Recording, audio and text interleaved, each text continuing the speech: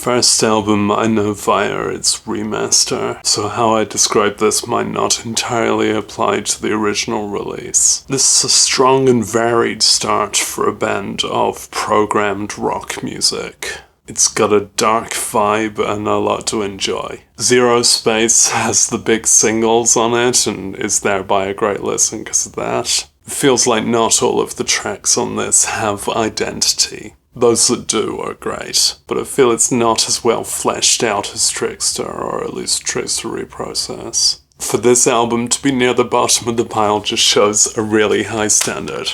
There is a remix EP called Fire in the Sky, which I did get a copy of but got rid of when I realised how it sounded. The good parts of it are the tracks that are just the album version straight from Zero Space. And you might want to listen to it in general if you like the sound of songs being taken apart and just put back together wrongly. They're clearly an apt band for remixes, but that doesn't guarantee that they get remixers who know what they're doing. Now there's a cultural jump between the funded music industry of the late 90s and the digital age. Tripto has a very mechanical sound. I mean, honestly, that's what they were already doing, but this is the, completely computer-made version. It's that kind of party radio rock where all of the guitars sound like samples. But yeah, that's what they were always working toward on their earlier stuff. They just had different technology at the time. If that sound aesthetic is gonna repulse you, then I can't really convince you of this, but if it's not, then you get to hear a brilliant album. It's relentless. It's absolutely loaded with hooks,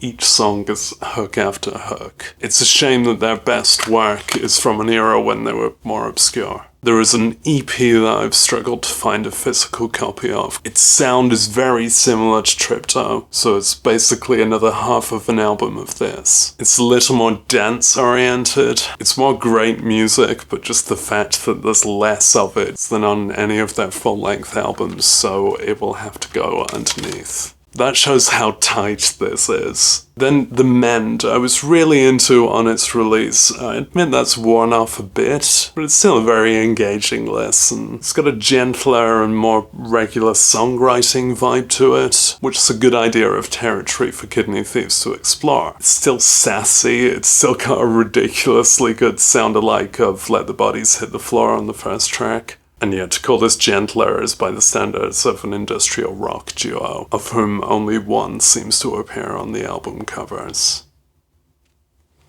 With its reliable quality and its different vibe, I'm putting this in second place.